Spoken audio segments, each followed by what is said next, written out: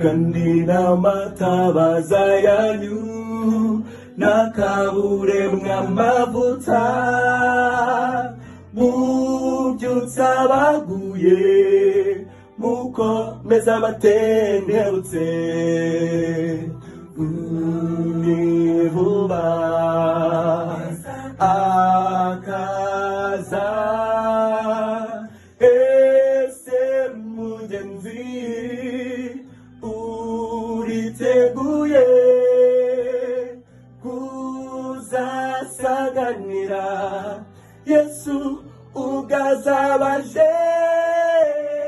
mesa nyambaro yahawe mu maraso ya Yesu umukiza